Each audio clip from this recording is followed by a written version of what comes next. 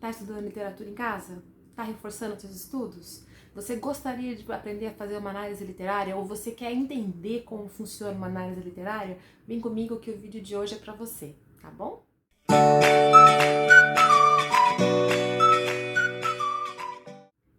Eu sou a Ana Paula Lima, esse aqui é o canal Literatura Aberta, um espaço criado para compartilhar experiências leitoras e mostrar para vocês que a teoria literária não é um bicho de 7 cabeças, que ela ajuda sim a gente a entender um pouquinho melhor o texto literário. Tudo bem? Então, o assunto de hoje, gente, é análise literária. Esse é um assunto importante para a literatura. Eu vejo muita informação circulando por aí que nem sempre é análise, tudo bem? Então, o que eu quero combinar com vocês agora? Eu vou montei para vocês um slide bem bonitinho, um esquema bem organizado, mostrando para vocês o que é uma análise, certo? Para quando você se deparar com um vídeo, para quando você se deparar com um texto, você reconhecer se aquele texto é realmente uma análise ou não, tudo bem? Segundo ponto importante, quando você for ler seu texto literário e você quiser fazer uma análise, você entender mais ou menos o que é que você vai fazer com aquelas informações, tá? Então, pessoal, como fazer uma análise literária, né? Aqui tá o nosso documento, eu falei para vocês que é mais fácil, tá bom? Então, vamos lá. Deixa eu ver aqui, meu querido slide.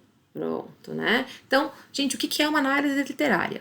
Análise literária, gente, nada mais é do que estudos de partes do texto, tá? É como nas outras disciplinas, né? Você vai fragmentar o texto, tá bom? E você vai adotar uma perspectiva, né, do texto.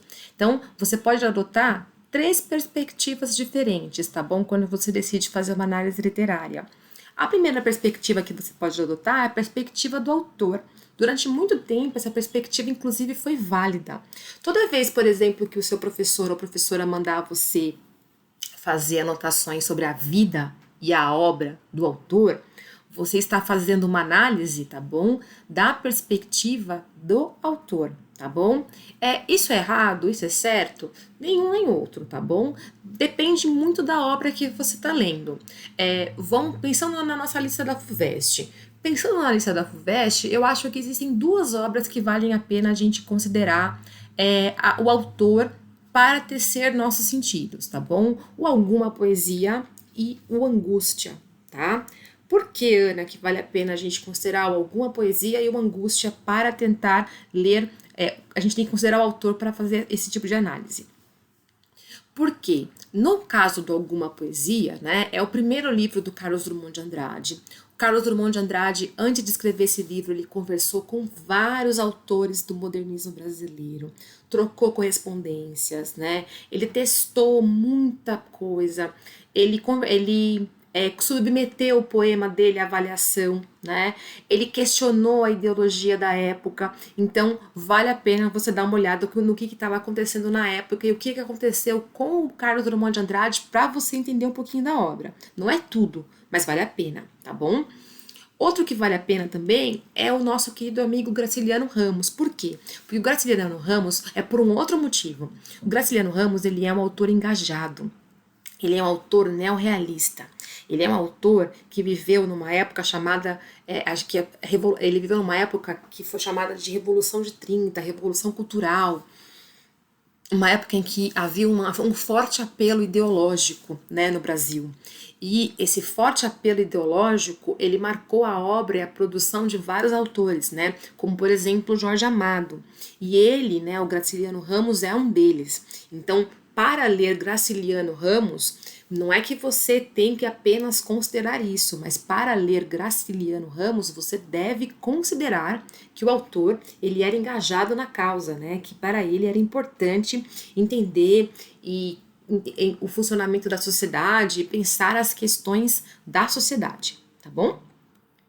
Vamos lá. A perspectiva do texto literário, que inclusive é a perspectiva que mais me agrada, é quando você pega o texto literário, você entende o texto literário como um gênero, tá? Como um objeto, né? Você vai olhar como linguagem, tá? O texto literário nada mais é do que a arte da palavra. Então você vai pegar esse texto e você vai tentar entender como que as palavras elas foram organizadas nesse texto para resultar naquilo que você tem em mente, certo? Então, eu coloquei aqui um exemplo muito básico para a gente entender mais ou menos o que é essa noção de como as palavras foram organizadas, né?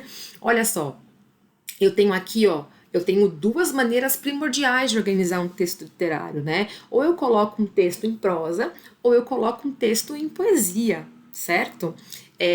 Eu pego as palavras e vou até o final da linha, né? Escrevo de maneira corrente, ou eu escrevo de maneira versificada, né? Eu escrevo de maneira através de estrofes, né? Então, escrevo através de poemas, tá? Aí eu vou verificar se ele usou uma linguagem mais objetiva, se ele usou uma linguagem mais subjetiva. Aí eu vou verificar se ele usou o discurso direto ou se ele usou o discurso indireto, se não for o caso da prosa. Aí eu vou verificar se ele utilizou a tipologia narrativa, descritiva ou argumentativa, né? Então, assim, o que eu aconselho a vocês?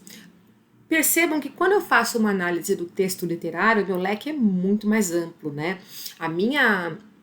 Como eu posso dizer, a minha análise ela acaba ficando muito mais densa, tá? Por quê? Porque na verdade esse é o conteúdo da literatura, tá bom? Esse é o conteúdo da literatura de um aluno do ensino médio, na verdade, né? A gente tem pouco espaço para estudar a vida do autor, a gente tem bastante espaço para estudar o texto literário, tá bom? Outra perspectiva da análise literária. Essa daqui é importante também, tá bom, gente? É a perspectiva do leitor. O que isso significa? Perspectiva do leitor. A perspectiva do leitor é a seguinte: o leitor ele tem espaço, ele tem direito de interpretar a obra, ele tem direito de entender a obra, tá? Durante um bom tempo, né, tem um teórico chamado Umberto Eco que defendia que a obra era aberta, né? Hoje não, hoje existe um limite, né? Tem aquela coisinha chamada contexto, você pode interpretar a obra, mas tem limites para você achar alguma coisa. Aí você me pergunta, mas Ana, por que eu não posso achar as coisas na FUVEST?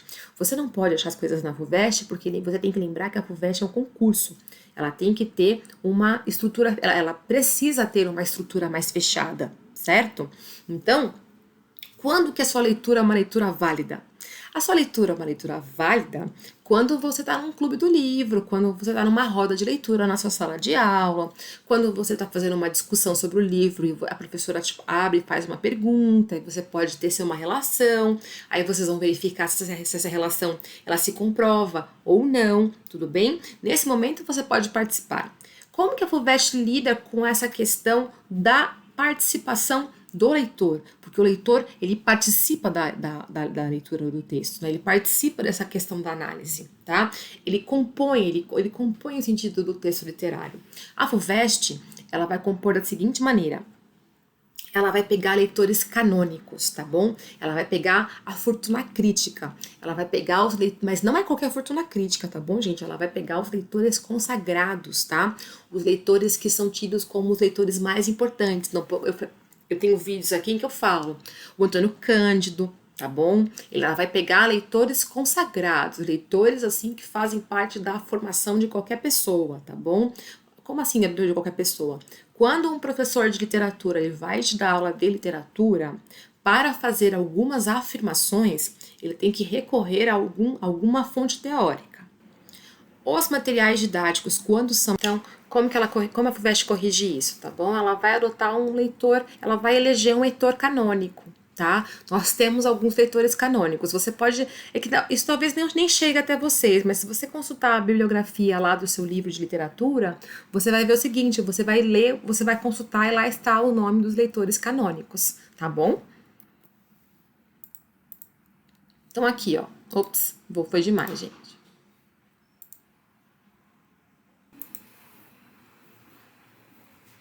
Então, aqui para fechar, gente, então olha só, então perspectiva adotada, né? Quando que uma importa? Olha só, importante quando de alguma maneira, né, dado situações da vida do autor, interferem na produção da obra. Como eu falei para vocês, no caso do alguma poesia, não é nem no caso do Carlos Drummond de Andrade, é no caso de alguma poesia, tá bom? Para os demais, por exemplo, alguns anos atrás, a FUVEST cobrava o Sentimento de Mundo. Não, essa perspectiva não se aplica, era só a perspectiva do texto literário, por exemplo, e a perspectiva do leitor. A perspectiva do autor não cabia aqui, tá bom? O máximo que a gente tinha que saber era que o texto era do Carlos Drummond de Andrade e o ano que ele foi publicado. Agora, dados da vida, mas assim, dados da vida não é, por exemplo, o que aconteceu com ele, mas é mais da vida relacionada, olha só, que interferem na produção da obra, tá bom? É esse tipo de informação que importa pra gente quando a gente vai analisar, a gente vai considerar a vida do autor para analisar a obra, tá bom? A perspectiva do texto literário, ela deve ser adotada sempre, gente, tá? Sempre, ó. Importante quando o objetivo é analisar a estrutura da obra, estilo de composição, linguagem e efeitos de sentido, tá bom? Às vezes ela fica adormecida, tá? Mas para vocês que vão fazer, por exemplo, uma prova da FUVEST, ela sempre tem que estar acima, tá? Leitor. Importante quando o objetivo é analisar a recepção. Aqui eu vou dar um exemplo, tá bom? Aqui não ficou separado, ó. Aqui eu vou dar um exemplo, gente. Tem um livro do Guimarães Rosa, tá bom? Que foi inclusive o livro que eu estudei. Que é um livro do Guimarães que é muito difícil, gente, de ler, que chama Tutameia. Esse livro foi tão difícil de ler que durante um bom tempo, assim, as pessoas não falavam quase nada sobre ele. E é um livro que, inclusive, foi publicado no ano em que o Guimarães Rosa morreu. Então, o que um pesquisador foi lá e pesquisou? Ele pesquisou as cartas, porque esse livro foi publicado primeiro, os contos foram publicados no jornal. Ele foi lá e publicou as cartas que o pessoal mandava para a redação para falar do livro, né, sobre o livro. Ou seja, ele queria saber como é que o pessoal recebeu essa obra, né? Ele queria saber por que é que o pessoal recebeu tão mal essa obra, né? Porque, afinal de contas, ninguém falava nada dela, certo? Então, são essas três perspectivas que a gente adota quando a gente vai olhar para o texto, tá? Então, como você pode observar, na maioria das vezes, quando vocês estão assistindo um vídeo, tá bom? O que a gente percebe? Que as pessoas, elas estão fazendo comentários críticos, ó. E elas esquecem dessa perspectiva aqui. O que não tem problema, tá bom? Na verdade, é porque o canal Literatura Aberta, ela vai oferecer para vocês aqui, ó, essa perspectiva aqui, a perspectiva do texto literário. Nosso objetivo aqui no canal é complementar esse tipo de leitura, tá bom? Eu quero oferecer essa perspectiva para vocês. Tá? Aqui eu coloquei para vocês o seguinte, ó, que tipo de análise deve ser feita, tá? Para você que faz letras, tá bom? Na pesquisa acadêmica, tanto faz, você pode utilizar as três, tá bom? Desde que fique claro, desde o início, qual é essa perspectiva, tá bom? No caso dos vestibulares, a perspectiva que tem que predominar para você é a perspectiva do texto literário. Certo, gente? Então, nesse vídeo aqui, pessoas, eu trouxe para vocês, tá bom? A importância da gente fazer uma boa análise, tá bom? Quais são as perspectivas que a gente adota, tá bom? Quando a gente produz uma análise literária, certo? E o que você deve fazer, como você deve lidar com a informação, tá bom? E que a perspectiva a perspectiva que deve predominar na sua análise, tá bom, gente? É essa daqui. A perspectiva literária. E se você não sabe fazer essa perspectiva, é essa perspectiva que eu quero te ajudar a construir. Tá bom, gente? Então, se esse vídeo foi útil para você, se você gostou desse tipo de informação, curta nosso canal, se inscreva, tá bom? Compartilhe esse vídeo com um colega de vocês e até a próxima, gente. Tchau!